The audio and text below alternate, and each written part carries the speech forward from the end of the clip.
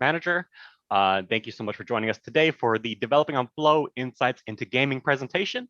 I am very excited to be joined by Richard Pocklington, the lead game designer at Dapper Labs. Richard has a storied history in game design with 40 years of experience, working on some early projects as an RPG content writer. He has a master's in science and evolution and a PhD in mythology. Worked through the open source revolution like Dungeons and Dragons 3.0, and has worked with some really huge games in his life. Huge hits by the numbers, touching over 135 million users with his work, and closing in on about $500 million in revenue on things he's worked on. From a full stack perspective, he's done tabletop, mobile, and blockchain. And overall, he's just an incredible piece of the puzzle here as we build up the open world with Flow. So Richard, how are you doing today? Hey, nice to see you. We're doing great here in Ontario, Canada. Fantastic.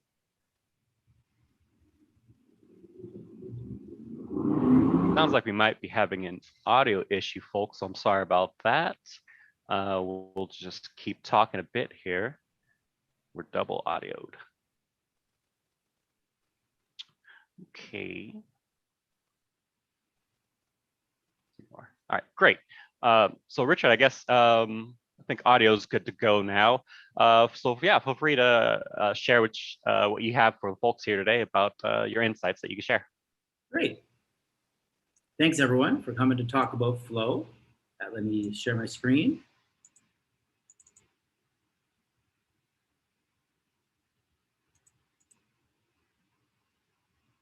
Drew, can you see what we got? Excellent. Welcome to Developing on Flow Insights into Game Design. Yeah, thank you for the introduction. I'm here. I've been with Dapper Labs since CryptoKitty days, and I'm really excited to get to talk to y'all about what we're doing on Flow with games, and most importantly, where we see our projects going. So I'm going to talk about 4 things today. The first is the history a little bit about economic models in video games, going over 3 of the great game eras leading into where we are standing now. The second, I may be preaching to the choir. I don't know this audience. I want to make sure that you understand why we believe that we should game on blockchain. And it's the free transfer and the fluid transfer of value and more. Then I'm going to go into a few of my favorite topics in game design, the stuff that really motivates me to want to be a game designer. When I look back at the time of Dungeons and Dragons and compare that to what our options were in the 80s with television, you know, the cooperative and collaborative nature of 6 people getting together and communicating and working together to build our game story versus that same 6 people just projecting their vision of the world on top, everyone else to just passively absorb. That's what I'm into. I'm into community. I'm into collaboration. I'm into cooperation, and I believe that the Flow blockchain and the tools we're building on top of it is going to allow our games to really bring a type of freedom we have not had before in gaming, to really unleash our creativity once more as the new platform flourishes, and to build a whole new era of interactivity. And finally, I'll close with some remarks on building the future of entertainment and how we here at Flow are laying the foundations, like the cornerstones of what we like to refer to as the metaverse. So why should you listen to me? We got a little brief introduction, but I just want to remind everyone as a former college teacher, never listen to an appeal from authority. So you know who I am, but judge what we're talking about here, absorb, listen, and always, always, always think for yourself. So why should we game on the blockchain? Now, 3 large eras of past economic models in gaming, or what I like to call the new games, the empire of fixed prices, and then the return of the incremental payment. So we start off inserting coins into a box, into a cabinet that I still remember. I'll date myself, but I was, I think, 12 years old with my mother in Eastern Canada going into the mall.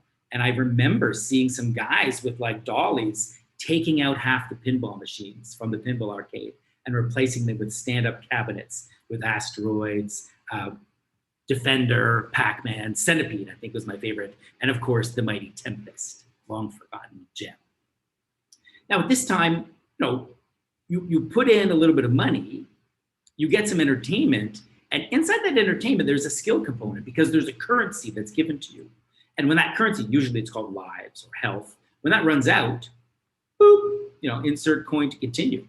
And so we were used to, in that era, we were willing to pay to play. It seemed normal. It was a part of how the model worked. It was a descendant of those same pinball games that had been in the room before the video game machines arrived, that you put into some quarters and you get some balls and you play for a little while. You want to play some more? Go ahead. You want the next game? You put your quarter on the screen and wait for that person to be done, and then you got dibs. That era of console, that era of like arcade gaming really has dwindled, and it was the fixed prices that you can get from the consoles that really ended that. And so the console revolution brought video gaming to the living room, to the bedroom, to any room you really wanted, the rec room, whatever, and out of the arcade. And so it made it social in a different way. I spent a lot of my misspent youth in one given video arcade called Backstreet Amusements in Halifax, Nova Scotia, where, in addition to meeting other people who were interested in games, there was an active community there. When we move away from that, where we're gaming in a public space to gaming in a private space, that's your family, your close friends, and games became kind of different in the nature of their community from the arcade. One interesting thing about the consoles is the payment model that was used in that era of video game development. In order to make a game, you had to pay a fee to the owner of the console that you were designing the discs for, or the cartridges, whatever. Now, what some people don't recognize is that fee was paid upfront and per unit. Now, you might decide you think you're going to sell 7,000, 8,000 of these, so you print 10K. You pay the license fee upfront from every disc printed before you make any money. And this led to an interesting type of economics where consoles themselves were loss leaders and the industry became consolidated in a way, in that it was such a hit-driven business, and due to this large initial expenditure of paying the license fee before any revenue was gathered, which was great for the consoles, it caused consolidation of the development studios so that they had to band together into groups, because if only 1 in 7, 1 in 8 of these products is making any money, if you're not making 8 to 12 of them at a time, yeah, it's a very difficult game to be involved in. And so we saw a large consolidation of the industry during the console days in terms of the number of studios became like a pyramid inside these publishers. And the publishers had a lot of creative control. So we saw, I think, like a decrease in the diversity of interesting types of projects. There was great stuff that came out of the console era, don't get me wrong. But it marked a period of creative consolidation. And then we had the return of the incremental payment. Now, that's generally referred to now as microtransactions. Some of these transactions are not so micro, I'm sure you're aware. When we returned to incremental payment and games went with, there was an intermediate step of downloadable content as the web came before the true mobile game revolution. But the mobile game revolution more than doubled the size for the game industry. It was remarkable. An old friend of mine, Greg Kostikian, who, it was great fun to work with him because I had played his games as a teenager. And then I find myself sitting across from him in the office talking about Toon and Paranoia. It was kind of like the back to work law for back to work program for all these game designers who had some degree of economic success, but it was hard to make a living as a game designer for many decades. With incremental payments and microtransactions and the boom in the game industry into mobile, that difficulty ended, and then there was money again. However, the era of microtransactions led to a very interesting situation. We decided to give away the games for free and make everything basically DLC. That was the model. It was a race to the bottom, and the bottom was 0. We didn't go below that. The conversion rate in mobile games is notoriously low, like 1 to 2%. If it's above that, you're doing fantastic, which meant that all the money in the product came from a tiny sliver of the people that are interested in the product. And that had very strong effects upon how we decided to build games. And I remember, producers and executives talking to me and giving, pretty substantial suggestions. across the whole industry, we heard the same voice. We needed to make games for the people that were paying. And so we were making a game that, 100 people would play, but we were only really making it for 2 of them. And it was their tastes and their interests and their patterns of behavior we studied.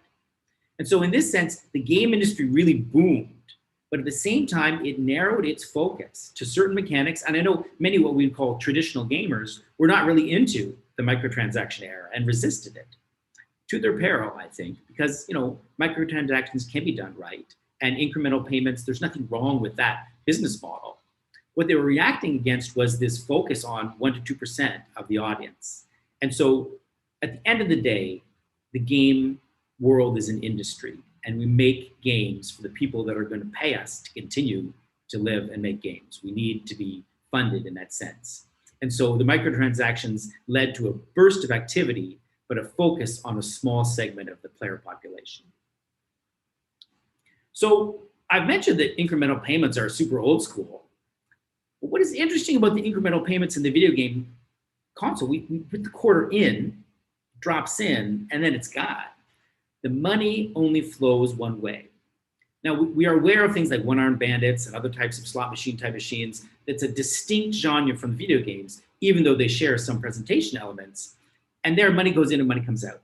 Right? So that's a slightly more diverse economic model. But here's the thing. We're so far past that. Just as the internet is the ideal mechanism to distribute information, the blockchain, the flow blockchain in particular, with its extremely fast processing time and really, really low fees, that's the ideal way to distribute value. And so what I'm going to talk about right now, each of these eras of video game history was in some sense driven, controlled. The types of experiences we could give the consumer were in some part controlled by the economic underpinnings of what was getting the money into the system. And with flow, this breaks all of those models completely, in that value can flow freely in any direction. So I'm going to first of all talk about 3 primary ways that value can flow through the system in a blockchain game. And please put on your thinking caps, because this is not exhaustive. These are ways that we have seen it work. But again, when I say any way, I mean any way. When we move from Bitcoin to Ethereum, that's a huge, huge jump ahead. That, if the blockchain of Bitcoin is a way to just record how many resources everybody has, and fairly transmit them between one another, that's fantastic. But Vitalik, when he invented the Ethereum network, he recognized that inside those cells that were just, it's just like kind of like cells in an Excel spreadsheet, if that's what you're familiar with, you can put anything. You don't have to put a number. You can put code. You can put a formula. You can make a world where the money knows where to go on the basis of other elements in that network. And that is the beauty of the smart contract.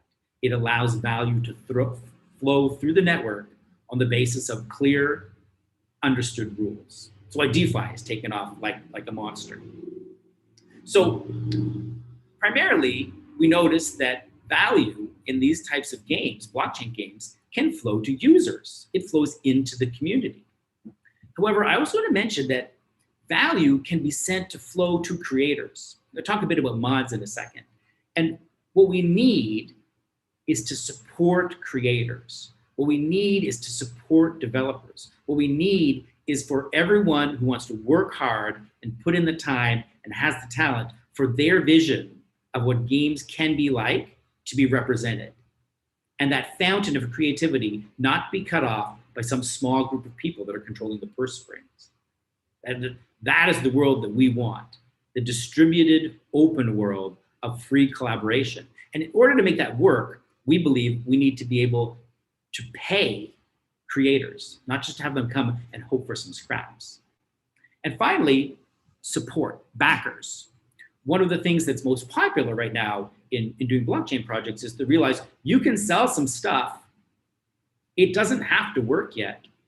You make a promise the stuff is real because it's all on blockchain, it's there, and you can get support for your project early on by selling resources that don't yet operate. And that is fantastic. It's kind of like having Kickstarter built into the platform right from the beginning. So in terms of community level, the rewards for participation, there are two ways I've seen this really work. I'm going to talk simply about Top Shot and Axie Infinity. In Axie Infinity, the reward for participation is direct. Like you play the game and you get some currency, you get to sell that on Uniswap, like right there. In terms of Top Shot, value is transmitted to the community in a very indirect way, that you have some stuff and you're allowed to sell it. Like we allow it, it's yours, man. You could do with it as you see fit. And so both direct and indirect rewards for participation are very useful at attracting users. However, be careful in designing your games. Users that are motivated by economics rather than by fun or community, it's a slice of the gaming community. So recognize that as you incentivize users directly economically, that will affect the community structure. Now, secondly, funding. Fairly rewarding modders and creators is super important. We all know that some of the best games, the biggest projects that have come out in recent decades are due to those folks who love games and loves gaming, building upon the shoulders of the giants and making all sorts of new things. And so we feel that the Flow Network is the perfect tool to facilitate that value transfer. And finally, early on, it's just you and your buddies, you and your friends in the basement maybe. And we all need support to make our games. And whether that support is the support of your family to allow you to live in the basement while your uncle lends you an old keyboard and some hardware so you can build your stuff, or if your support is from some venture capitalists that have listened to your pitch and are willing to invest in the project, and everything between, we all need support to make our games. And so one of the things we can do with Flow is to allow you to sell things early on, and that early backers can then have the possibility to recoup what they have invested in you in all sorts of different ways. And so early backers buying land and that sort of thing when there is no land yet. That's what I'm talking about. What I'm talking about there is maybe the most successful example of this is Decentraland. And Decentraland, raised a lot of capital early on in order to build Decentraland. And they could not have done that without the blockchain. This is just one example taken from, I think one of my weird claim to fame, I may have designed more blockchain games that don't exist than anyone else. Because we go through a lot of prototyping at Dapper Labs. We don't just like drop down, here's Top Shot. I cannot tell you how many things we went through before we settled on Top Shot as the next thing to build after Cheese Wizards. Maps as smart contracts was a hot topic for a while. And we were envisioning a way to take the modder and provide them the tools they needed to develop an adventure map for our PvP product. And in that adventure map, they would stock the NFTs. They would stock the rewards in a very flexible economic architecture. And then they would gate the use and take some of the flow that was used to engage with that adventure map. Now you can see something like this is already happening with Moment Ranks and Swish on Top Shot. We'll talk about it a little bit later. But what we wanted to do is to provide a tool that was making use of the Flow network to make sure that the mod community can reliably gain value for their efforts when their efforts are perceived as valuable by the community. And we thought that stocking the adventure maps was a great opportunity to just bolt that smart contract onto the side of an existing product, allowing endless community interaction. And for us, the benefit is tons more content. I spent a lot of time talking about money, but hey, really, why should we game on the blockchain? It's not just about money. I mean, cats are cute, in addition to being sometimes lucrative for some people. The best games enrich their communities, and we know this. So I remember listening to a wonderful lecture by the lead designer of Star Wars Galaxies years ago at the Game Developers Conference in, I think it was in San Jose at the time, talking about really in the modern world, we do experience some form of alienation in terms of our community structures are different now. Our jobs don't necessarily let us live in the type of family units that our species is adapted to be most comfortable in. And so we love that games and the internet allows us to be social. And the most successful game products out right now are social. Everything from Candy Crush, where you can at least just see the heads of the people that are ahead of you on the road, just to full-on MMO, when your guild might be a significant portion of your social life. And we have seen with CryptoKitties and with NBA Top Shot, community input is invaluable. It is what makes the product succeed. And so knowing that the best games enrich their communities and the strongest communities enrich their games, we think about the Flow blockchain and see that each game has both a systems layer, like the rules, and a data layer, like the content that has that rule set applied to it. And we know the blockchain is great at allowing products to share value. We've seen back in the day, so let's use World of Warcraft as an example. Now, World of Warcraft was the result of an iterative design process. Warcraft, Warcraft 2, Warcraft 3, an unnamed expansion that no one can remember, and then Warcraft 3, the Frozen Throne. Anybody remember Arthas? Now, the Frozen Throne was a tremendous step forward in how games interacted with their communities, in that the Frozen Throne provided the user who purchased this and added it to their Warcraft 3 pack, tremendous flexibility to use triggers, to build maps. That product was the foundation of not one, but two major revolutions. And that World of Warcraft as a prototype was built upon Warcraft 3, the Frozen Throne. They couldn't do it with Warcraft 2. They couldn't do it with Warcraft 3. It was the Frozen Throne expansion, giving those triggers, giving those tools. It was the toolkit that was provided that allowed them to build the MMO that many of us remember and love on top of that system. At the same time, the community went wild with those tools. And we probably remember Defense of the Ancients, Dota, and its derivative League of Legends. The entire MOBA genre was built not by, a company with investors trying to figure out what the best product to build in the future was. It was built by the community, loving Warcraft 3, appreciating the engine, and taking those pieces and tinkering with it until it was awesome. And thus the MOBA genre was born. And when we get to League of Legends, the derivative of that, League of Legends at one point, not so long ago, that's more people simultaneously interacting in a digital environment than had ever occurred before on the planet. I mean, probably the largest group of mammals interacting ever, maybe the largest group of vertebrates interacting ever in all time was League of Legends. Let that sink in. That is a derivative of a community-based mod, because the company was making Warcraft was really forward-thinking at the time, and they provided the tools for the community to build on top of the great stuff they already had. And not just MOBAs, but in first-person shooters with Counter-Strike, we see this pattern again and again and again. Flow is the ultimate open platform, open source and open state. And I'll get into that in just a bit. So what do we learn here at Dapper Labs? So first of all, CryptoKitties, building the original NFT game, and then Top Shot, really seeing the power of community. We recognize two things. First of all, the blockchain is an ideal environment to experiment with gaming. CryptoKitties couldn't have existed without the blockchain. It was amazing. And the idea that you can take these digital tokens, unfakeable, and then use them to combine them to create other things that people don't have, it's mind-blowing. Now, when we went forward with that, and at the time of CryptoKitties, crypto was still a little bit difficult, pretty esoteric. I still remember helping onboard people at Dapper Labs. It would take us a whole long lunch just to get the person down, get them some ether, get them all the pieces so they can get a CryptoKitty. It took some work, some friction. With Top Shot and the amazing work that the Dapper team has done, that friction is much reduced. But more importantly, Top Shot had an existing community. CryptoKitties have the existing community. People who like weird cats on the internet, it's not a small group, it's great.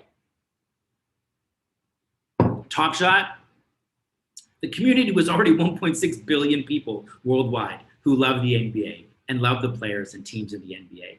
And so we found that the power of community, I still remember having done the numbers on CryptoKitties, watching NBA Top Shot grow. I'm like, oh my God, we're gonna beat CryptoKitties. And then, oh my God, we're gonna do the entire lifetime volume of CryptoKitties in a week. And that was harnessed by the community. The Top Shot community embraced the blockchain. began to love what they saw, but they were already there. They were the community waiting for us to bring the product to them. Now, what is the future? In many ways, NBA Top Shot is a simpler product than CryptoKitties, and that's intentional. The mission of Dapper Labs is to bring the first billion users to the blockchain, and we mean that. And so in order to do that, we wanted to get the broad audience involved. Now, as we go forward, get the wheels cranking, the combination of the gameplay innovation of CryptoKitties with the existing brand loyalty and community of Top Shot, and you can see the future of games is this combination of gamification and community structure. And aren't CryptoKitties beautiful in all the different colors? So, the motto with CryptoKitties, they were very brave when they started out. They didn't know this was going to become a $30 million product. If you build it, they will come. ETH Waterloo started a little startup, scrappy little product. And what they built was fascinating in that CryptoKitties had an open state, not just an open source. So open source, I provide my code or some portion of my code with some rules and allow you to build on top of it.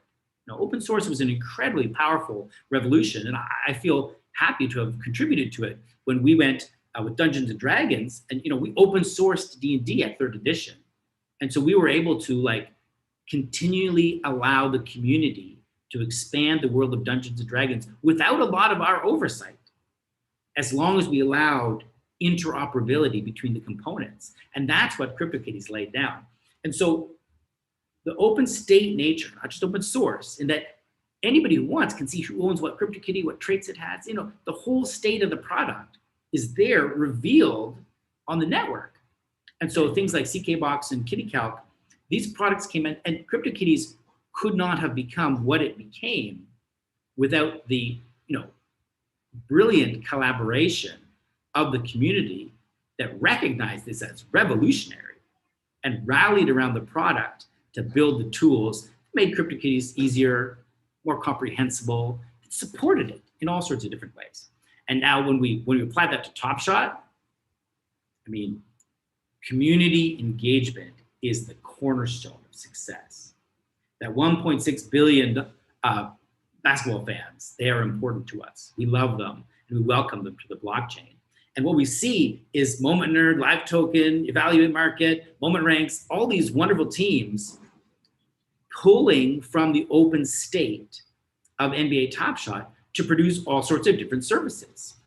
And so in addition, now we're off Ethereum, and the sad story of Ethereum was we loved Ethereum. We thought it was a great idea, but CryptoKitties broke Ethereum. There isn't a way that we're aware of to make Ethereum scale well enough to support real consumer level apps without sharding it.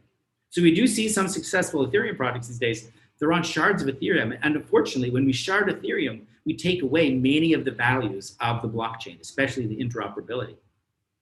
The different shards, it's like, you're on your world of World of Warcraft. I'm over here. I can't lend you an axe anymore. I can't come and help you.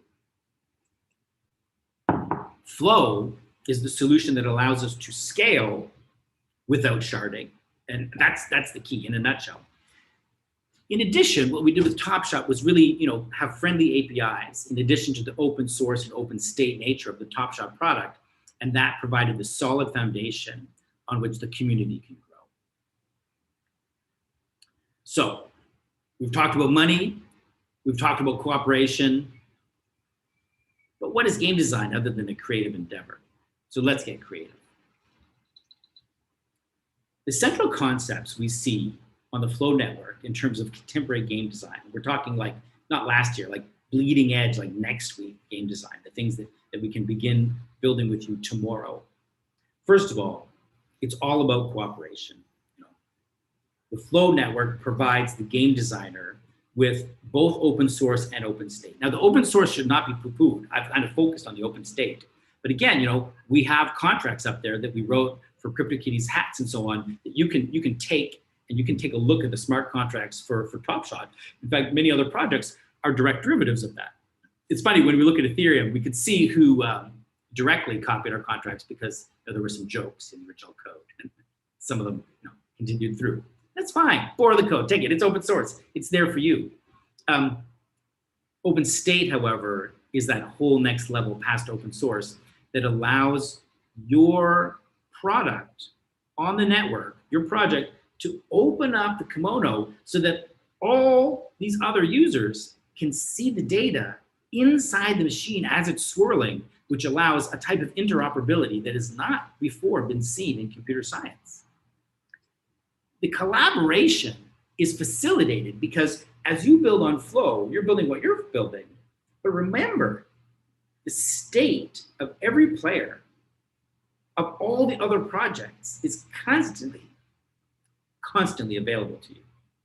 Okay? Now, they don't have to make every bit of their project revealed. And one thing that's interesting is that Flow is not an authoritarian system where we're telling you what should be on chain and what should be off. You can choose what you put on chain. You can choose what you put in the API. It is up to you. It's not up to us. We do not have a department of chaininess that decides what's on the blockchain. You as the developer decide what degree you want to open state your world that you are building to the rest of the community. And what is that community? This is just beginning to bud. We spend a lot of time studying NBA Top Shot and CryptoKitties, but right now we're beginning to study the Flow itself as a community.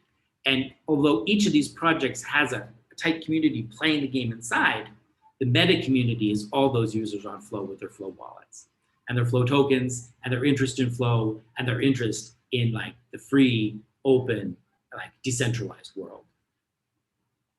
I've mentioned the term freedom a couple times, and we feel that that can't be lost in the shuffle with all these other virtues. The items you have on Flow, you truly own them, and that's not lip service, we mean that.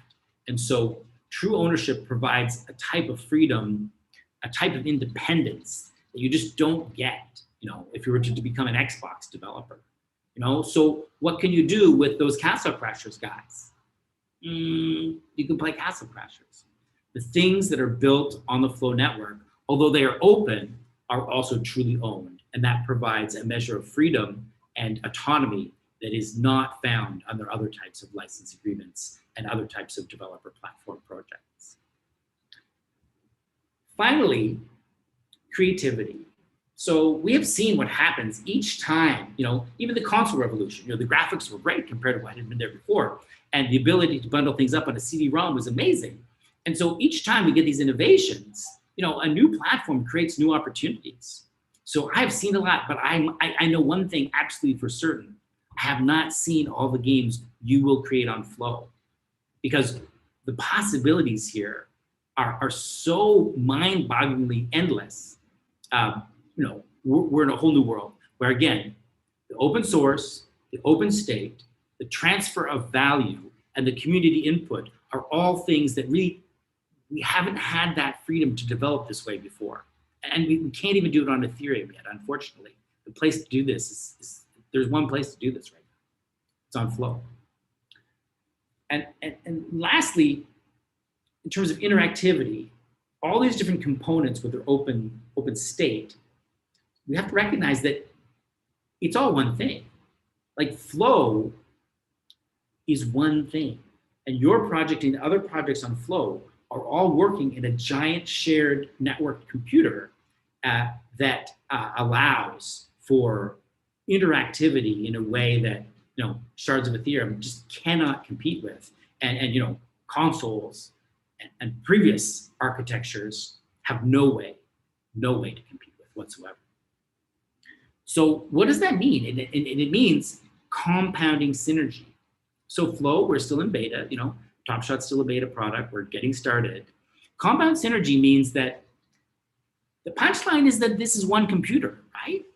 And so each of the projects on Flow is free to expose to the other games or other non-game projects the inner workings, and most importantly, a view into the state of the user's avatars. Like, I can see your empire over there. I can see your spaceship. I can see what dress you're wearing. I can see all sorts of stuff about what you have chosen to give to your players in that environment. And that is why we're talking about the metaverse. in that, as the free and fair and secure transfer of value, Flow allows for lots of economic stuff, but is the interoperability, the shardless interoperability in the hugeness of the network that is so far beyond the licensing model of any kind of other open source project. And kind of the lesson is, the metaverse is not going to be built for you by someone. I mean, that's if they tell you they did it, that's not the metaverse. That's a trick. The metaverse is what we as a community of game designers choose to build together. And the interoperability, again, is optional at every point. And this growing synergy between the different projects, that is the bedrock of the metaverse, upon which, we build the foundation and then the more. And this is not a project for tomorrow, right? It's not mañana. It's going to be a little while that we will have a metaverse, and it is something that will emerge as the result of cooperation amongst lots of different projects that have found inside themselves effective ways to interoperate, fair ways to interoperate, where, game designs are protected, worlds are safe, value is flowing in a reasonable fashion, and at the same time, all these different projects have managed a way to interoperate. And at that point, your castle crasher, yes, can walk out of Stormwind Castle if Stormwind says that's okay. Here's just some concept art that we have for one of our metaverse projects called the Nexus. I wanted to mention before we go to question period, 3 of my favorite upcoming new release games on Flow. The links are here, playchainmonsters.com. Chain Monsters is a monster catching, monster battling game that's an MMO. Love that aspect of it. Dark Country is a game I've played for quite some time before it came to Flow. A wonderful dark themed US kind of Old West CCG, flow.darkcountry.io. And the game I am really anticipating coming up shortly, Enemy Metal, enemymetal.com, brings me back to my old kind of joystick video game console space battle games with a wonderful flow-based economy underneath. So please check out Chain Monsters, Dark Country, Enemy Metal. Go to onflow.org, and I'm ready to answer some of your questions. Great. Thank you so much, Richard. That was an incredible walkthrough of so many things that, like, I'm a longtime gamer myself, and I'm sure people watching this probably are too. If you're developing, you've probably gamed a lot as far as being in this industry. And you touch on Dota and Warcraft 3, and that's just like such a special thing to me. I was a Rothschild main. I loved being an invisible tree. So yeah, very, very cool to kind of tie all those dots together. I mean, as you mentioned, it's really that open world, and being able to bring your own ideas into the gaming world with the tools that are available to you gives modders and the community a chance to get their hands on it and make really great things. And I think that's what we want to happen here as well, right? We want people to be able to take what we're building and take what others are building and add on to it and bring more value to it, because there's so many possibilities out there. So overall, just really, really love the walkthrough. And I learned a lot about the history of how we got here, and I'm sure others did too. But ready to jump into some of the questions we got heading into the presentation. And I guess we'll just start going down the line. And with the first one, I think this is probably at the top front of a lot of people's minds, is, crypto games seem a little bit niche right now, but like, what's going to need to happen for them to go into the mainstream as we go forward? Yeah, so part of it has already happened, but people aren't aware of it yet. And that is the Dapper wallet. So, at Dapper Labs, we build a lot of things, but the 3 projects I'd like to point your attention to are NBA Top Shot, the Dapper wallet, and the Flow network. So of course, you're all familiar with the Flow network, which is the underpinnings, the technical and economic underpinnings of it all. And many people are familiar with the NBA Top Shot as a consumer product. But to meet in the middle is the Dapper wallet. And so we understood that MetaMask kind of sucked, getting ETH was a problem. And so we built the Dapper wallet in mind to remove that friction from you and to allow the wide community to go right into crypto gaming with a one-stop shop and not have to mess with so many downloads and tools and so on. So as we perfect the Dapper wallet, we're expecting that the removal of that friction is really, really, really gonna help. Now, one of the other things that probably needs to happen is for our potential audience to understand the difference between ephemeral and durable digital goods. So, I talked about the revenue I've brought in. I mean, I was really proud with, some of the projects I've worked on and helped with in the past. Transformers, Earth Wars, Dragon Veil, and so on. They were bringing in a lot of revenue, but those digital goods they're selling are ephemeral digital goods. And then you've got them one day, and then maybe you don't. Those digital goods live on the server of the people that are operating the game for you, in that sense that they are ephemeral. You're not truly owning them. You're licensed to them. And so when people begin to understand that it's possible to purchase durable digital goods rather than just ephemeral digital goods, I think we'll see that shift. And so everybody understands that, the cloth reusable bag for the grocery store is not the same price as the plastic bag, but it's better. It's better in so many ways for so many reasons. And I think that's, again, the price you pay to use a bus one day is different than going and owning a car, right? That's a different type of investment. And sure, there's a role for ephemeral transportation. There's also a role for durable investment in transportation. There's a role for durable investment in almost anything. And so people have become kind of addicted, kind of junkies to the free to play.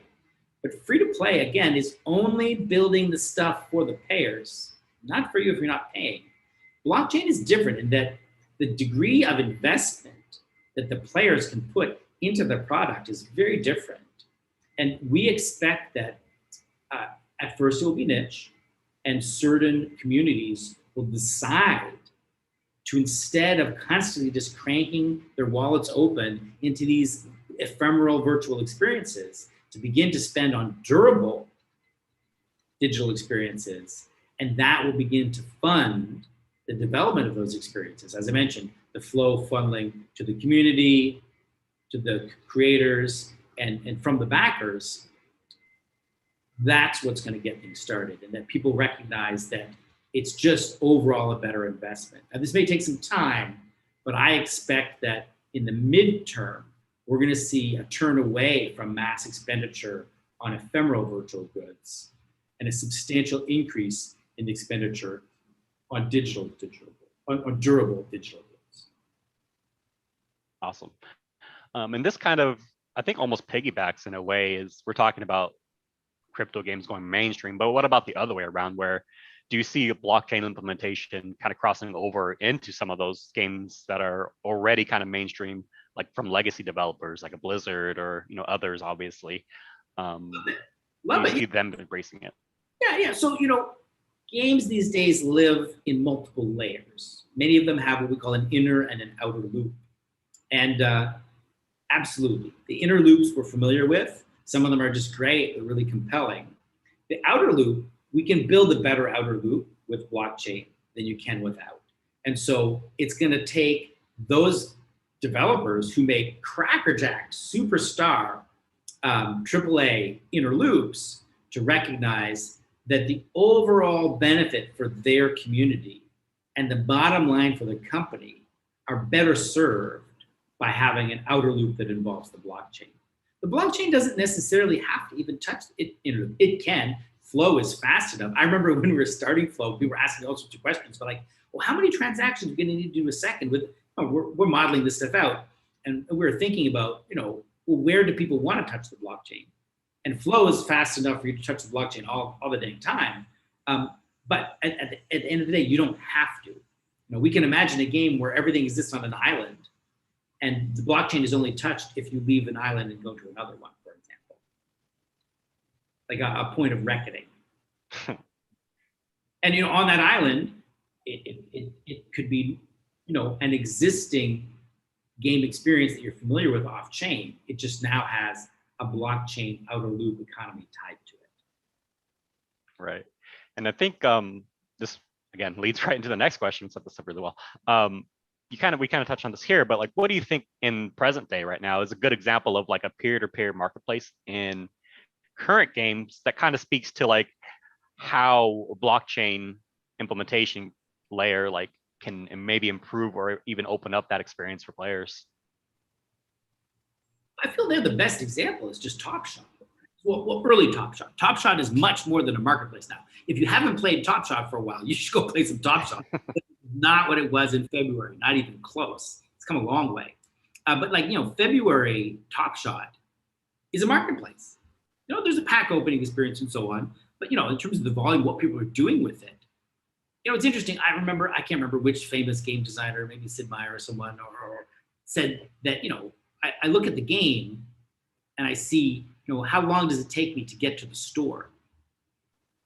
And in Top Shot, like the store is right there, first and foremost, which is really interesting.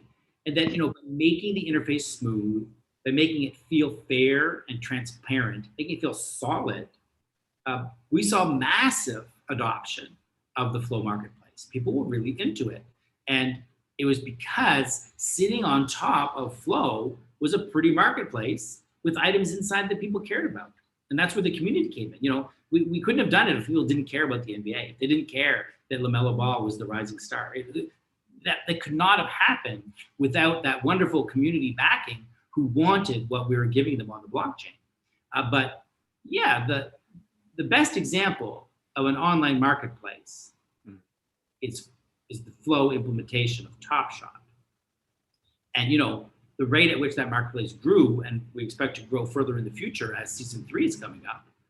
So yeah, snap up those moments now, because if I remember what happened in the lead up to season 2, I would get them sooner rather than later. We see that the Flow blockchain underneath the marketplace just really facilitated a very vibrant, active, and engaged community that really, they wanted the marketplace. And now with Top Shot and its many advances, there's a lot more things to do. Specifically, showcases are one of my favorites. There's a lot more things to do in the product now, and many more to come on Top Shot. Awesome.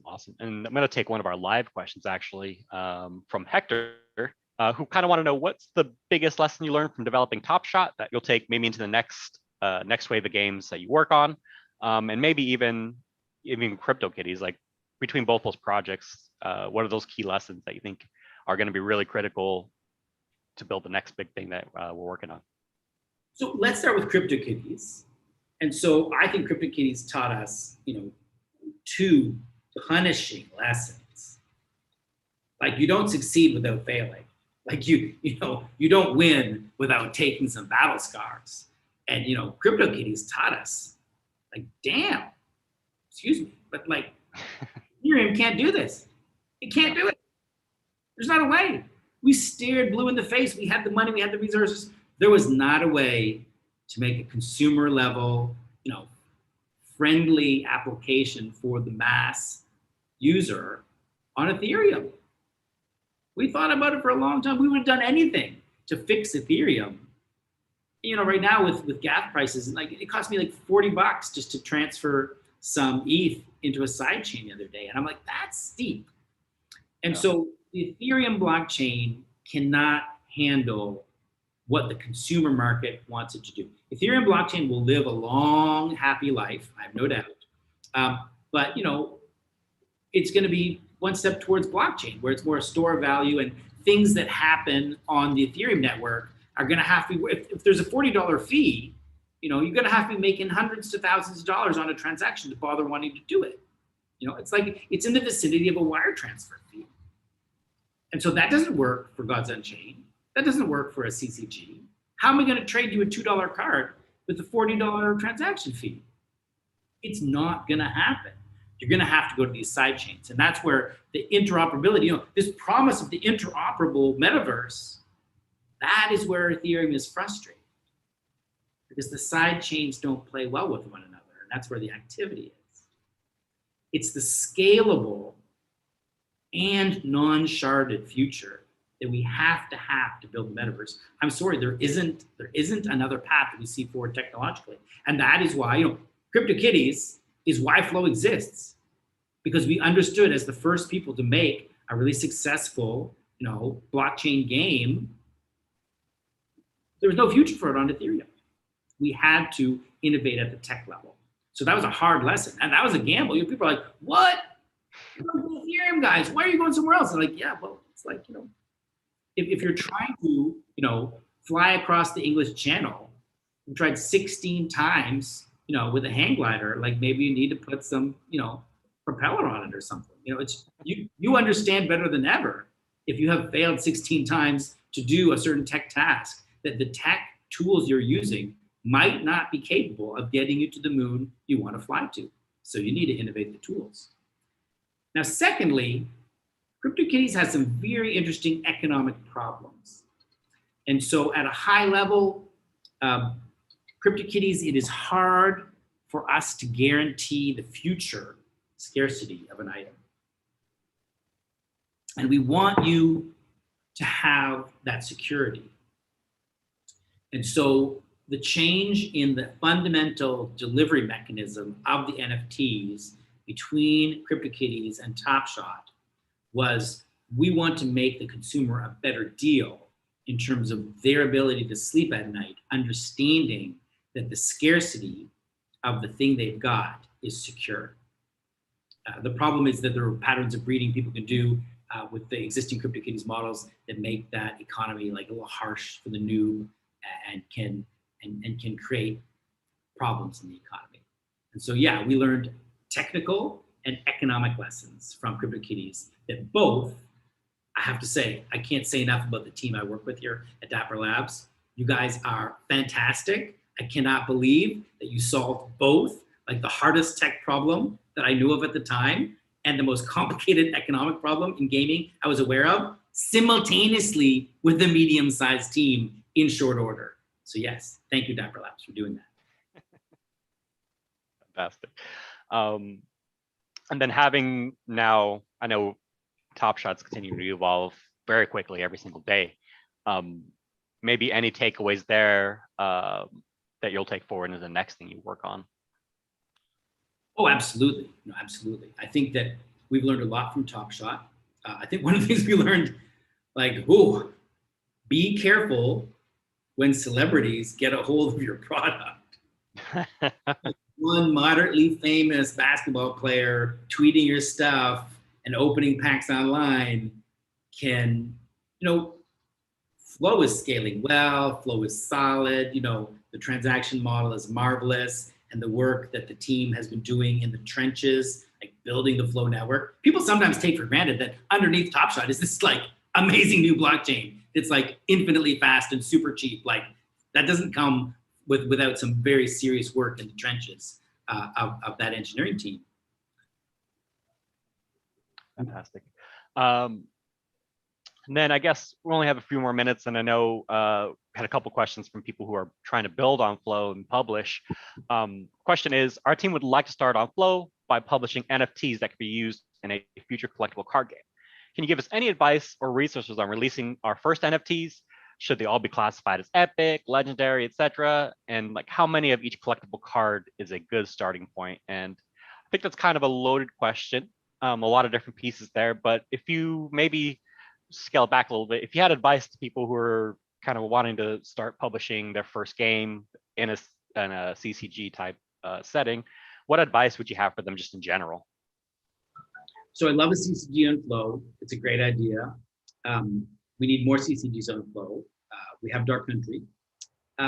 In terms of what to pre-sell, now Dapper Labs, they've avoided the concept of the pre-sale mostly in the past. We sell CryptoKitties when they're ready. We sold Top Shots just before the P2P marketplace opened. And so be careful in selling cards in a CCG that you don't know what they do yet. I think that does add some risk to your project. In terms of overall rarity distributions, there's a lot of things you might be able to sell about your project that wouldn't have to be the cards themselves. And that would allow you to get some backers that could believe in the project and get you some resources to get started. That said, the Top Shot model works, and that is to divide the rarity into at least 3 tiers.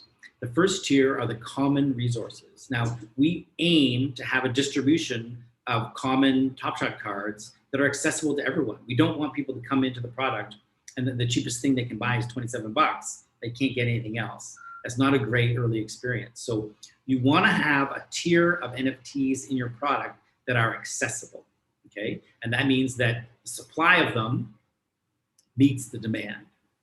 Now, estimating your demand and what is the size of your audience, that is a great and hard project. I wish you well with that. You have to know who you're selling to get that number right. But you can tune it as you go along. The rares, we want something above the common cards to exist where the scarcity of the blockchain really is apparent and the value is there. And that means you need to then release another tier of NFTs that have a rarity distribution slightly supply not meeting demand. It doesn't have to be a lot, you know. You want to have an active resale market. You want to have a situation where people are excited to get the thing because it's rare, and you just cannot make too many of them. Do not make too many of them. That is extremely dangerous. You should err on the side of caution. For us at Top Shot, it's been very hard, but we can do it to try to estimate drops and know what is the right mint count for a rare resource in the project. That has always been a struggle. And you know, we have a full-time economist working on this problem right now to really make sure that we're doing it right every time. And finally, there's, you know, in Top Shot, we have Legendary, we have Platinum Ice, we have Genesis. We have some very rare items. And I think in the blockchain, when it comes to prestige and showing off and like getting in early, it's good to have at least one tier beyond the rare.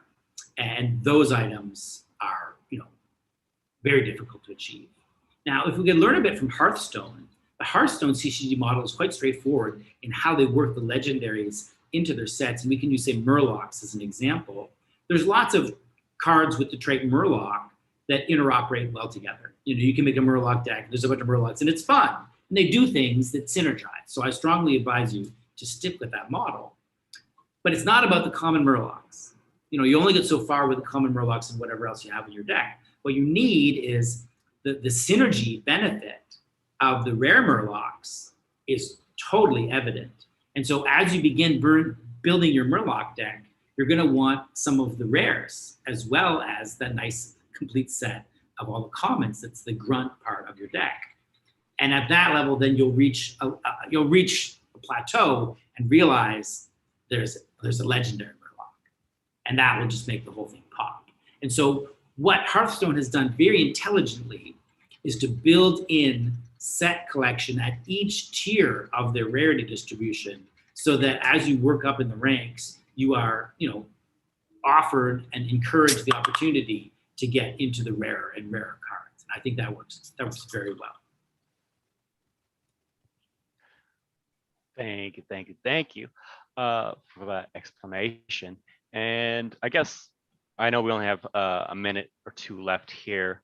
Next question really is another live one is, how is the knowledge from Top Shot and CryptoKitties going to be applied to like our next projects, like possibly like UFC or anything else we'll be doing with like maybe CryptoKitties in the future? I guess the biggest thing is, are we taking a measured approach to it, or are we applying these learnings over time as we try to transition something like CryptoKitties to Flow? Right. I can't talk too many specifics about UFC. I can tell you that I'm in that Slack all the time. You know, it's, you know, game design sometimes is a little bit like UFC. You're like right in there. No, this is monetization. No, that'll stop retention. You know, this is good for the existing users. Oh, no, we need the other game. You know, it's a contact sport, game design. So let me tell you, yeah, the people that built CryptoKitties and Top Shot are right in there in the trenches building UFC, and their voices are being heard. And we're working well together because, you know, we like interoperability. We like to play well with others here on the Dapper team. And yeah, we're going to take everything we learned from both those projects and from other projects like Cheese Wizards. You know, we're taking the lessons there into making the next and the next and the next, you know, and the Dr. Zeus and all these other ones, the best NFT products that we can get out there. And again, as we do, it's the incremental synergy, you know, that's going to build the Flow overall community. And so if you're indie, if you have a license, if you have venture capital funding, all of those, we welcome you onto the platform and understand this is the ground level. So getting in here now will allow you to build in concert with what else is being built on Flow. And, you know, our smart contracts are published. So you can see, you know, on Flow exactly what we're doing with UFC as we publish the smart contracts. And you will have access to the open source, open state knowledge of Dapper Labs. And at this point, while we have the resources to help you, you know, not only can you read our code, but you can ask for help. You know, that's something we're happy to provide at this point. We want you here on Flow building with us. You can ask for help with anything. I can't promise, but yeah, we're here and we want to facilitate your development of your game here on Flow. Awesome. And then just as we wrap up here, any closing thoughts that you maybe want to share with anybody who's thinking about developing their game on Flow, that maybe you want to leave them with to kind of chew on as they kind of formulate what they're working on? You know, Zynga is not always loved, but I think we could think a little bit like Zynga sometimes and benefit from that. And so game designers are tremendously creative people, and oftentimes they try to do too much. So the Zynga recipe was to take like 1/3 known, 1/3 polished, and 1/3 new. I don't think it has to be thirds, but really try to think about, you know, what can you just take that works and bring it to Flow? You know, the new probably is outer loop. And where can your creativity and your polish, you know, get that mirror just a little bit shinier? Don't try to, you know, take the whole world on your shoulders and reinvent everything all at once. You know, an ERC20 is called an Ethereum Release Candidate 20 because it was like, you know, we keep releasing candidates. You know, someone once came at me like, oh, Flow's not beta. I know what beta is. You're past beta. In blockchain development, excuse me, it's incremental.